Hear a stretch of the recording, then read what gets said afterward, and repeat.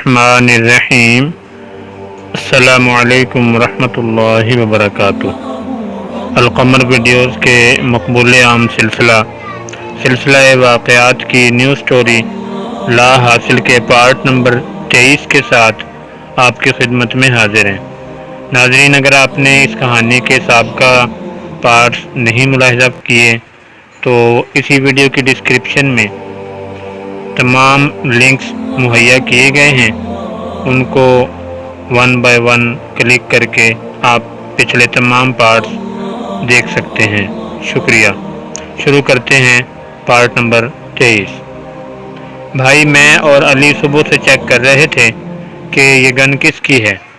हम काफ़ी पुरानी दुकानों पर भी गए और हमें बहुत अच्छी न्यूज़ मिली है। हैदर नाश्ते के बाद जवार के पास गार्डन में आकर बोला, अच्छा, ऐसा क्या मिला है, दिखाओ। जवार सख्त लहजे में बोला, भाई, जहाँ जहाँ हम गए वहाँ पर कुछ नाम मिले हैं और उन सब का ही कहना है कि इनमें से किसी के पास ये गन थी। हैदर ने वो पेपर जवार को दिया।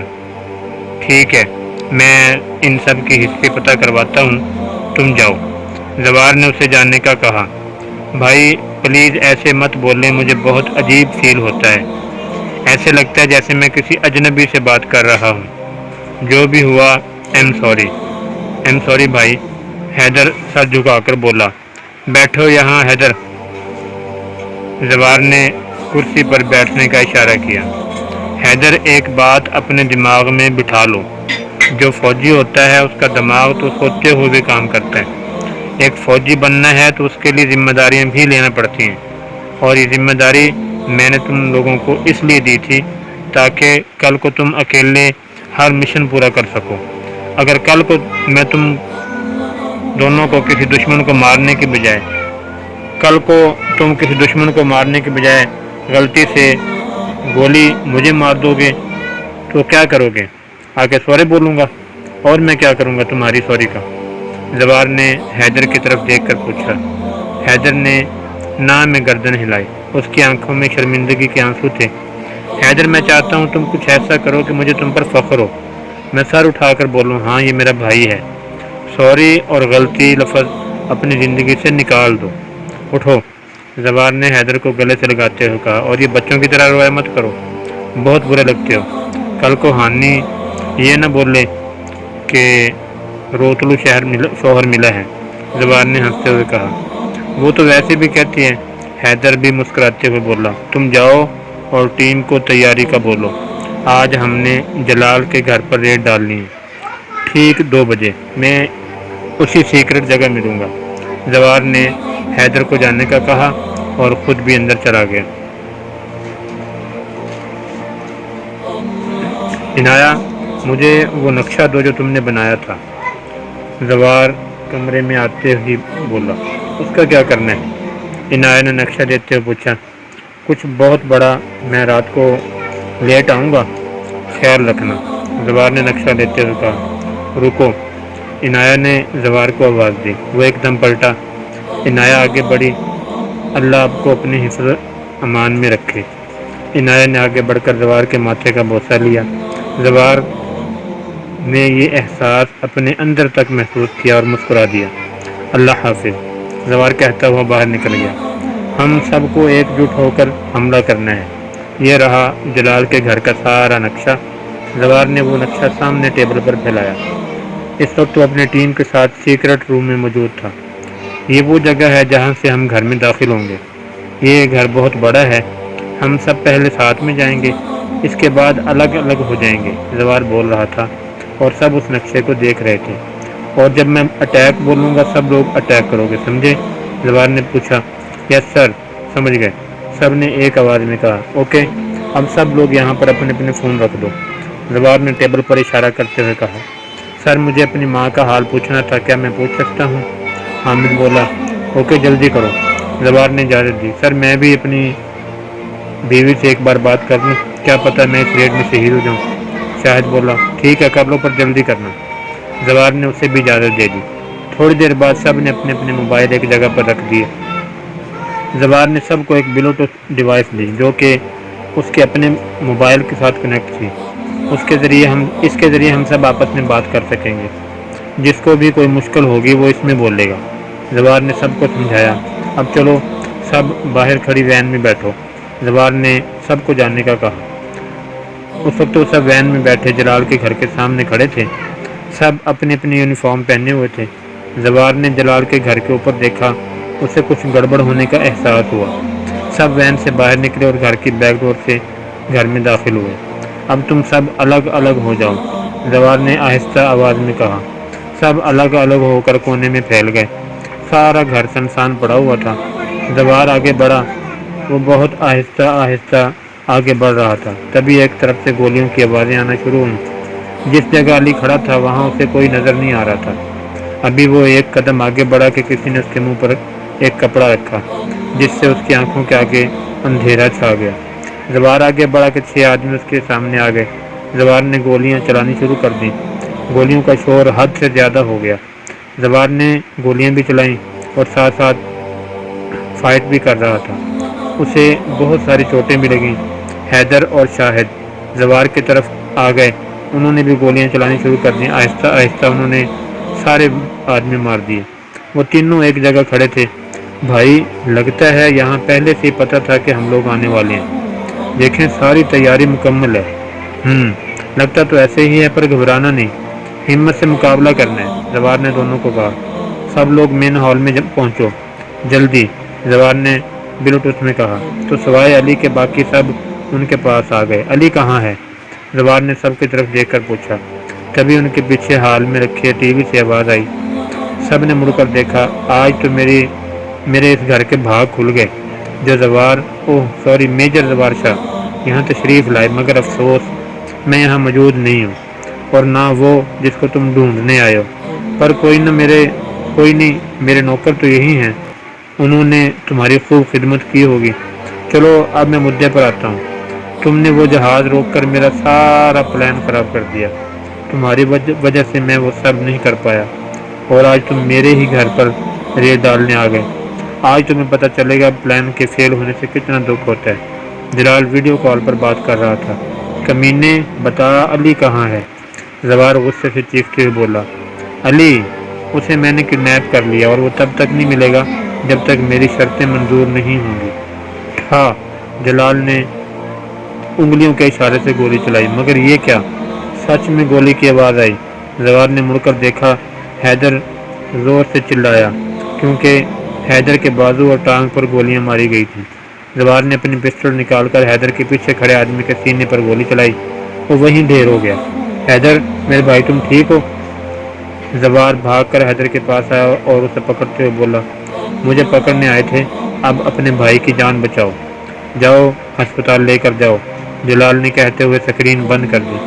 جلدی کرو، حیدر کو ہسپتال لے کر جانا ہے، زوار سب پر چیخا۔ حیدر ہسپتال کے کمرے میں سو رہا تھا۔ اسے بازو اور ٹانگ پر گولیاں لگی تھیں، جو ڈاکٹر نے آپریشن کے ذریعے نکال لی تھی۔ زوار نے حویلی میں کسی کو کچھ نہیں بتایا تھا، وہ بھی کھڑکی پر کھڑا موبائل پر کسی سے بات کر رہا تھا۔ تم دھیان رکھو، اہم خبر ہو تو بتانا، ضرورت ہو تو ہی کال کرنا، باقی اپنا خیال رکھو، کوئی خطرے کی بات ہو تو پہلے نمبر پر مجھے سگنل بھیجنا۔ زوار آہستہ آواز میں بات کر رہا تھا۔ اس نے کال کاٹ دی۔ کل دوبارہ میٹنگ ہوگی، سب 7 بجے میری حویلی پہنچ جانا، زوار نے سب کو میسج کیا۔ حیدر اٹھ چکا تھا۔ زوار اس کی طرف بڑھا۔ کیسا ہے میرا شیر؟ زوار اس کے قریب بیٹھا۔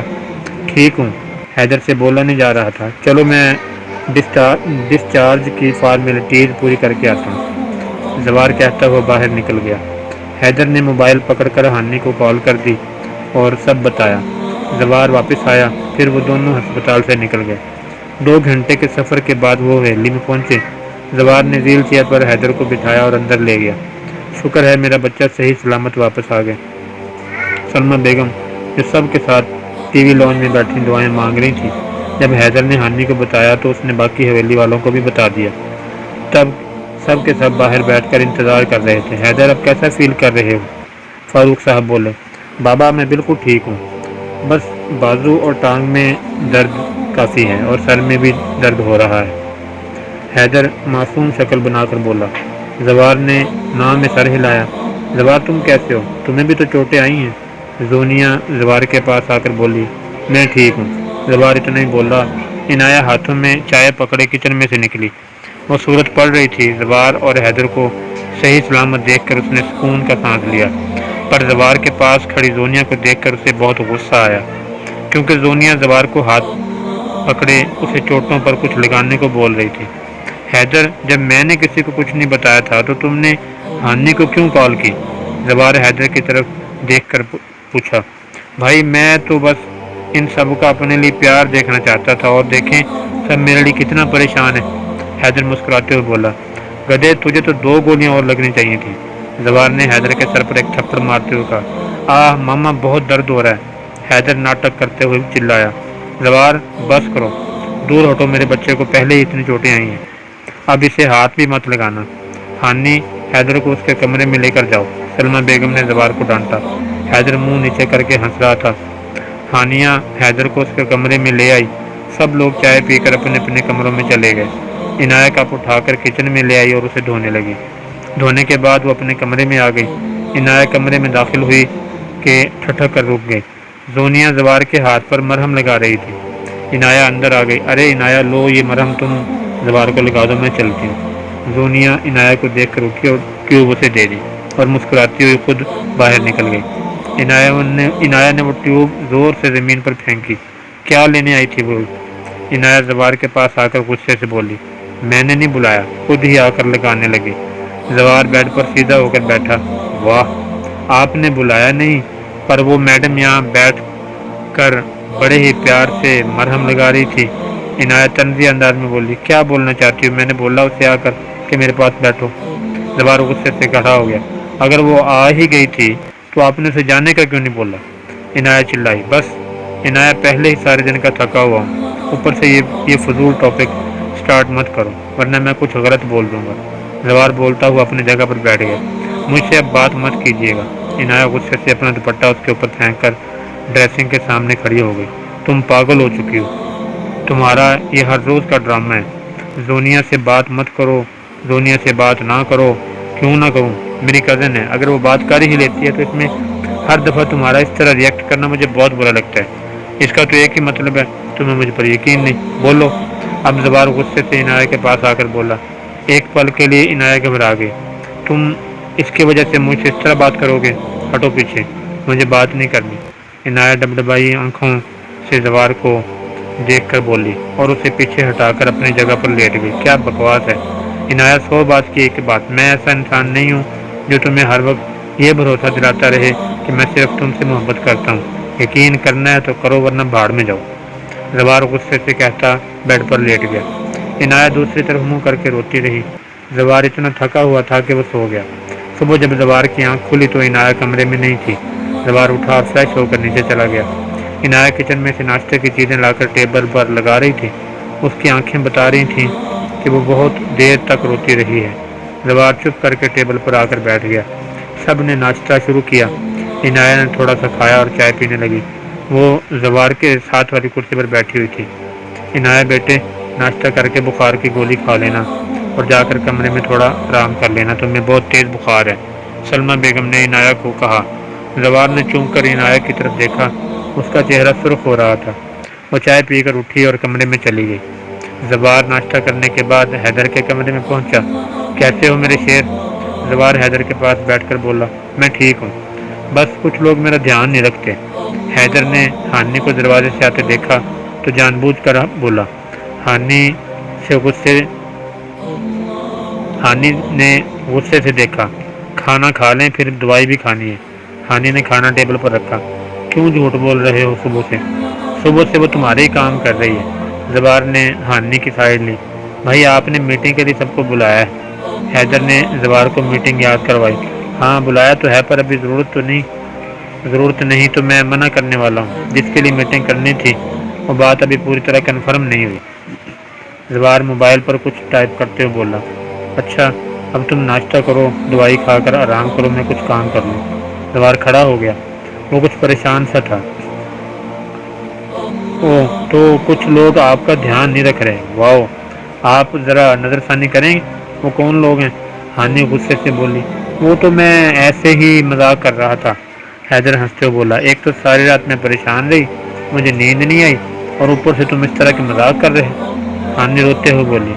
ارے رو کیوں رہی ہو یار، سوری اب نہیں بولوں گا، اب کھانا کھلا دو، میرا تو ہاتھ بہت درد کر رہا ہے، حیدر بولا۔ ہانی چپ کر کے حیدر کو کھانا کھلانے لگی۔ زوار کمرے میں داخل ہوا تو عنایہ واش روم سے نہا کر نکل رہی تھی۔ عنایہ تم پاگل ہو، تمہیں بخار تھا، تم نہائی کیوں؟ زوار عنایہ کے پاس آ کر اسے پکڑتے ہوئے بولا۔ بس دل کر رہا تھا تو نہا لی۔ عنایہ آہستہ سے بولی۔ بیٹھو ادھر، پہلے دوائی کھاؤ۔ زوار نے عنایہ کو بیڈ پر بٹھایا اور ٹیبل پر پڑی بخار کی دوا کھلائی۔ عنایہ نے چپ کر کے دوا کھا کر بیڈ پر لیٹ گئی اور منہ دوسری طرف کر لیا۔ عنایہ میری جان، بات سنو۔ زوار نے بڑے ہی پیار سے عنایہ کو پکارا، پر اس نے اگنور کر دیا۔ اچھا تو میری بیگم مجھ سے ناراض ہیں؟ زوار نے اپنی انگلیوں سے عنایہ کے منہ پر آئے بال ہٹائے۔ عنایہ کی آنکھیں بند تھیں۔ یار بات کا جواب تو دے دو، چاہے غصہ کرو پر کچھ تو بولو۔ زوار نے اس کے گال پر اپنا ہاتھ رکھتے ہوئے کہا تو ایک آنسو زوار کے ہاتھوں کو بھگو گیا۔ عنایہ میری جان، ایم سوری۔ زوار نے عنایہ کے ماتھے پر بوسہ دیتے ہوئے کہا تم بہت برے ہو، تم نے میرے ساتھ اس طرح بات کیوں کی؟ عنایہ زوار کے سینے پر مکے مارتے بولی۔ میری جان، کل میں بہت تھکا ہوا تھا اور بہت پریشان بھی تھا، اوپر سے تم مجھ سے لڑنا شروع ہو گئی تو مجھے غصہ آ گیا۔ زوار نے عنایہ کے ہاتھ پکڑے اور اسے سینے سے لگا لیا۔ وعدہ کرو آئندہ کبھی مجھ پر نہیں چلاؤ گے، مجھے لگا تم بھی باقی سب کی طرح بدل گئے ہو۔ عنایہ نے اپنا ڈر بیان کیا۔ ایم سوری میری جان، میں کبھی نہیں چلاؤں گا۔ زوار نے اسے اپنے اندر بھینچ لیا۔ عنایہ کو جو دوائی زوار نے کھلائی تھی اس میں نیند کی گولی تھی، جس سے وہ جلد ہی سو گئی۔ وہ ابھی بھی زوار کے سینے سے لگی ہوئی تھی۔ زوار نے اسے علیحدہ کیا اور بیڈ پر لٹا دیا۔ پاگل ہو، تم کچھ بھی سوچ لیتی ہو، زوار ہنسا۔ اس پر کمبل ٹھیک کر کے وہ باہر نکل گیا۔ عنایہ کی آنکھ شام 6 بجے کھلی۔ وہ تقریباً 6 گھنٹے سوئی تھی۔ اب اس کا بخار اتر چکا تھا۔ وہ اٹھ کر فریش ہو کر نیچے کچن میں چلی گئی۔ کچن میں منال اپنے لیے دودھ گرم کر رہی تھی۔ عنایہ نے باہر کا موسم دیکھا اور پکوڑے بنانے کا سوچا۔ وہ سارا سامان نکالنے لگی۔ خیر تو ہے نا، تمہاری آج کل کچھ زیادہ ہی طبیعت خراب رہتی ہے، منال دودھ پیتے ہوئے بولی۔ ہاں وہ بس آج بخار ہو گیا، پر اب ٹھیک ہوں۔ آپ اپنا خیال رکھا کریں، بہت ویک ہو گئی ہیں، بیبی کے لیے ٹھیک نہیں ہے۔ عنایہ آلو کاٹتے ہوئے بولی۔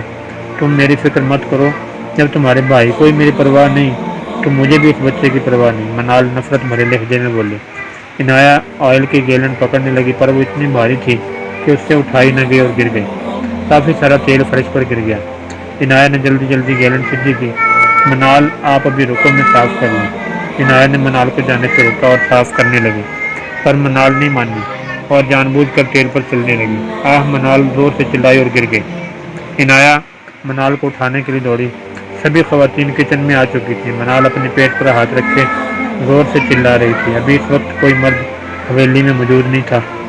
میں گاڑی نکالتی ہوں، آپ منال کو جلدی سے لے کر باہر آئیں، ہمیں جلد از جلد اسے ہسپتال لے کر جانا ہوگا۔ عنایہ نے سلمہ بیگم کو کہا اور خود باہر کی طرف بھاگی۔ اس وقت سبھی گاؤں کے ہسپتال کے کوریڈور میں موجود تھے۔ ڈاکٹر اندر منال کا چیک اپ کر رہی تھی۔ عنایہ نے دانیال کو کال کر کے بلا لیا تھا۔ زوار بھی یہیں تھا۔ کہاں ہے وہ؟ دانیال بھاگتا وہ سب کے پاس آیا۔ اس نے شادیہ بیگم سے پوچھا۔ اندر، ڈاکٹر ابھی چیک اپ کر رہی ہے، عنایہ نے بتایا۔ تبھی ڈاکٹر باہر آئی۔ ڈاکٹر میری بیوی اور بچہ دونوں کیسے ہیں؟ دانیال ڈاکٹر کی طرف بڑھا۔ دیکھیں جس طرح سے وہ گری تھی وہ بہت برا اینگل تھا، جس کی وجہ سے ہم نے بہت مشکل سے آپ کے بچے کو بچایا ہے۔ اللہ پاک کا شکر ہے آپ کی بیوی بھی بالکل ٹھیک ہے۔ ابھی آپ اس کا خیال رکھیں اور اسے ہر ٹینشن سے دور رکھیں، ڈاکٹر بول کر چلی گئی۔ دانیال اور باقی سب نے سکھ کا سانس لیا۔ دانیال کمرے کی طرف بڑھا۔ جیسے ہی وہ کمرے میں داخل ہوا، منال اوپر چھت کی طرف دیکھ رہی تھی۔ منال میری جان تم ٹھیک ہو؟ دانیال بھاگ کر منال کے بیڈ پر بیٹھا اور اسے سینے سے لگا لیا۔ منال کچھ نہ بولی۔ اگر میں تمہیں اسی دن لے جاتا تو آج تمہارے ساتھ اتنا کچھ نہ ہوتا، مجھے معاف کر دو، سب میری غلطی ہے نا، میں اس دن غصے میں آ کر حویلی چھوڑتا اور نہ ہی آج تم اس حالت میں ہوتی، پر شکر ہے ہمارے بچے کو کچھ نہیں ہوا۔ دانیال منال کو گلے لگاتے ہوئے رو رہا تھا۔ تبھی باقی سب بھی اندر آ گئے۔ یہ سب کیسے ہوا؟ رابعہ بیگم بولی۔ ماما یہ سب عنایہ کی وجہ سے ہوا ہے، میں بتاتی ہوں آپ سب کو۔ شام میں جب میں دودھ پینے کے لیے کچن میں گئی، عنایہ پکوڑے بنانے کی تیاری کر رہی تھی۔ اس نے جان بوجھ کر تیل فرش پر گرایا۔ یہ مجھ سے بہت زیادہ لڑی۔ عنایہ نے کہا تمہاری وجہ سے میرا بھائی چلا گیا۔ اسی خاندان کی وجہ سے میری ماں مر گئی۔ جب میں واپس جانے کے لیے مڑی تو میں سنبھل کر چل رہی تھی، تبھی عنایہ نے مجھے پیچھے سے دھکا دیا اور میں منہ کے بل گر گئی۔ منال نے روتے ہوئے سب کو جھوٹ موٹ کی کہانی بتائی، جسے سن کر سب لوگ عنایہ کی طرف دیکھنے لگے۔ نہیں بھائی، آپ مجھ پر یقین کریں، میں نے ایسا کچھ نہیں کیا، اور میں کیسے اپنے بھائی کے بچے کو مارنے کی کوشش کر سکتی ہوں؟ بلکہ منال نہیں چاہتی کہ یہ بچہ اس دنیا میں آئے۔ منال اپنی بات بول رہی تھی، تبھی دانیال کا ہاتھ اٹھا اور عنایہ کے گال پر نشان چھوڑ گیا۔ عنایہ کے سارے الفاظ اس کے منہ میں رہ گئے۔ زوار آگے بڑھا اور دانیال کو دور کیا۔ عنایہ، مجھے نہیں پتا تھا تم اتنا گر سکتی ہو۔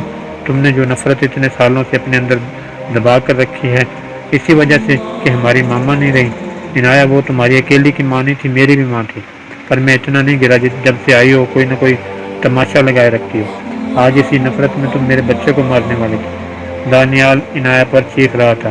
عنایہ ہونک سی اپنے بھائی کے الفاظ سن رہی تھی۔ کیا ہو گیا دانیال؟ تم ایسا سوچ بھی کیسے سکتے ہو کہ عنایہ اتنی گندی حرکت کرے گی؟ زوار عنایہ کو اپنے ساتھ لگاتے ہوئے بولا۔ اگر زوار نے اسے سہارا نہ دیا ہوتا تو وہ کب کی گر چکی ہوتی۔ تو تمہارا کیا مطلب ہے؟ منال جھوٹ بول رہی ہے؟ کیا وہ خود اپنے بچے کو مارنا چاہے گی؟ عنایہ، آج مجھے تمہیں اپنی بہن کہتے ہوئے شرم آ رہی ہے۔ آج سے میرا اور تمہارا ہر رشتہ ختم۔ آج سے سوچنا تمہارا بھائی کوئی تھا ہی نہیں۔ دانیال نے عنایہ کو دیکھتے ہوئے کہا۔ اٹھو منال، چلو میرے ساتھ، تمہارا جب دل چاہے اپنے گھر والوں سے مل لینا، پر اب میں 2 منٹ بھی تمہیں یہاں نہیں چھوڑ سکتا۔ دانیال نے منال کو اٹھاتے ہوئے کہا۔ بھائی میرا یقین کرو، میں نے ایسا کچھ نہیں کیا۔ بھائی مجھے میری مری ہوئی ماں کی قسم میں نے کچھ نہیں کیا۔ بھائی، عنایہ دانیال کو جاتے ہوئے دیکھتی ہے تو روکنے کی کوشش کی، وہ بہت زیادہ چلائی، مگر دانیال چلا گیا۔ مجھے تو یقین ہی نہیں ہو رہا وہ ایسا بھی کر سکتی ہے، شادیہ بیگم بولی۔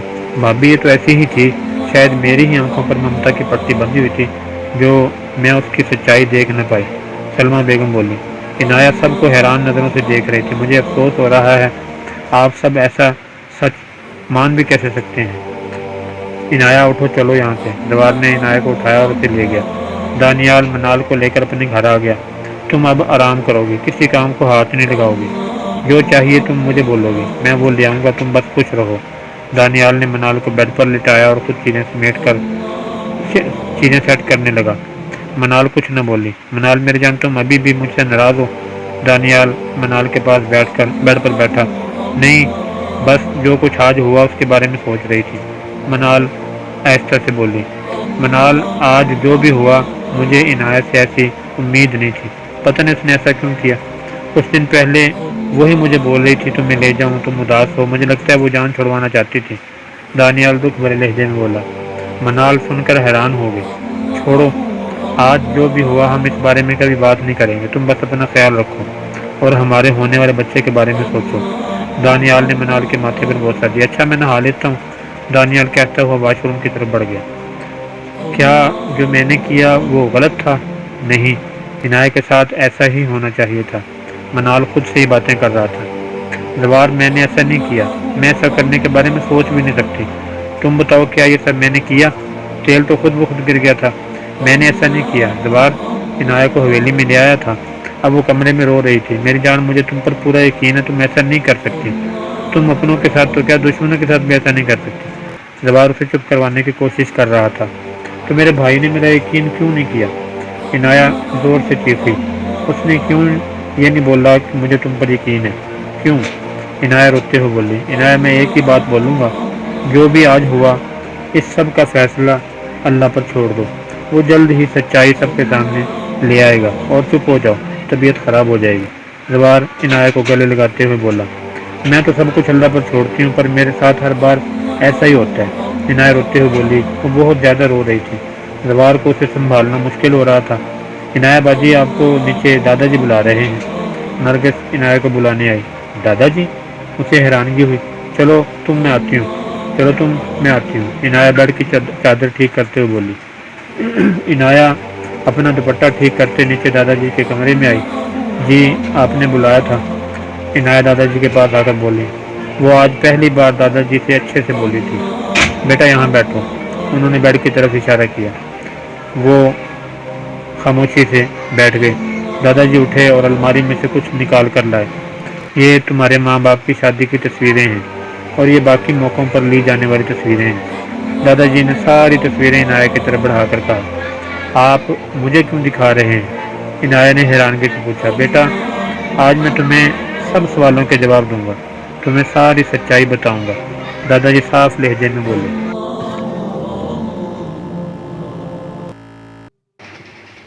زینب بہو مجھے میری سب بہوؤں میں سب سے پیاری تھی، وہ بہت نیک دل خاتون تھی، وہ ساری حویلی کو بہت پیار سے رکھتی تھی۔ دادا جی تصویروں کو دکھاتے ہوئے بولے، پر وہ اپنے دل کا سارا غم اپنے اندر دبا کر رکھتی تھی۔ اس نے سلیمان والی بات بھی نہیں بتائی، پر کہتے ہیں نا درد چھپائے بھی نہیں چھپتا، وہی ہوا۔ مجھے پتہ چل گیا، مجھے ہر بات کا پتہ تھا، سلیمان جب مارتا تھا میں وہ بھی جانتا ہوں، دادا جی غمگین لہجے میں بولے۔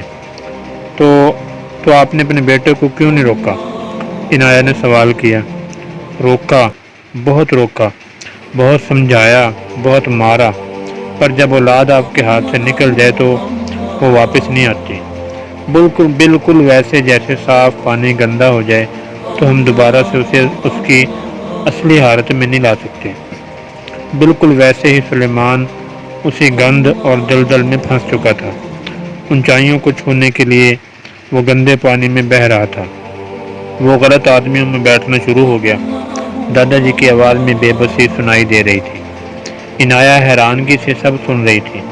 میں جانتا تھا زینب کو کوئی میسج کر رہا ہے، میں نے ایک دن زینب کے موبائل میں میسج دیکھ لیے تھے، میں نے پتہ کروایا، وہ آدمی سلیمان کا وہی دوست تھا جس نے زینب سے بدتمیزی کی تھی، سکندر نام تھا اس کا۔ پھر میں نے یہ بات کسی کے علم میں لائے بغیر اس بندے کو پکڑوایا اور اسے کال کوٹھڑی میں بند کر دیا۔ یہ باتیں صرف زوار جانتا تھا، کیونکہ جس دن راحت سائی نے زینب کے ساتھ بدتمیزی کی اسی دن زوار نے آ کر سب بتایا۔ راحت سائی کو تو ہم نے چھوڑ دیا تھا، پر سکندر کو پکڑ لیا۔ دادا جی 1 منٹ کے لیے چپ ہو گئے۔ پھر کیا ہوا؟ عنایہ بولی۔ پھر سکندر وہیں کال کوٹھڑی میں سانپ کے کاٹنے کی وجہ سے مر گیا۔ دادا جی نے بولا، کیا مر گیا؟ اگر وہ مر گیا تھا تو اس دن ماما کے ساتھ وہ اب کس نے کیا؟ عنایہ حیرانگی سے بولے، بیٹے سکندر تو مر گیا، پر اس کا بڑا بھائی عادل، اس کو یہ سب پتہ چل گیا، اس نے سب جاننے کے بعد زینب کو اس دن کڈنیپ کروا لیا اور اسے اسی ہوٹل میں بند کر دیا۔ ہم نے بہت ڈھونڈا، سارا دن ڈھونڈنے کے بعد جب میں اور زوار اس کو ہوٹل کے نیچے کھڑے تھے تب اوپر کھڑکی سے کسی نے زینب کو نیچے پھینکا۔ دادا جی بولتے بولتے رو دیے۔ عنایہ کی آنکھوں میں بھی آنسو تھے۔ میں اور زوار جلدی سے اسے گاؤں کے ہسپتال میں لے کر گئے۔ زینب کی بہت بری حالت تھی۔ جب ہمیں پتہ چلا کہ اس کے ساتھ زیادتی ہوئی ہے اور وہ کوما میں چلی گئی ہے تو میں نے اور زوار نے وہاں پر موجود ایک مردہ عورت تھی، اس کو لے کر حویلی آئے اور کہا کہ زینب نے خودکشی کی ہے۔ اس عورت کا سارا چہرہ خراب تھا تو ہم نے بول دیا کہ زینب نے اونچی جگہ سے چھلانگ لگائی ہے جس کی وجہ سے اس کا چہرہ خراب ہو گیا۔ میں نے عادل کو ڈھونڈنے کی بہت کوشش کی مگر وہ نہیں ملا۔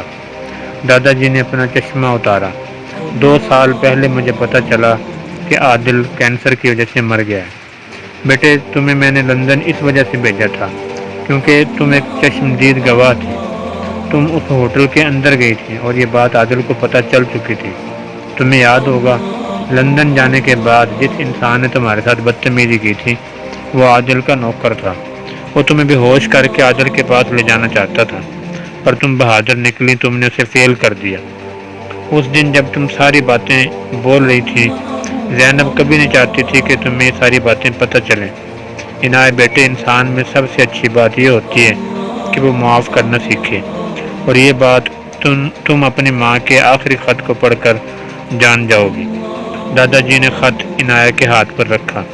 یہ وہ خط تھا جو زینب بیگم نے مرنے سے 2 دن پہلے لکھا تھا۔ عنایہ نے کانپتے ہاتھوں سے خط کھولا۔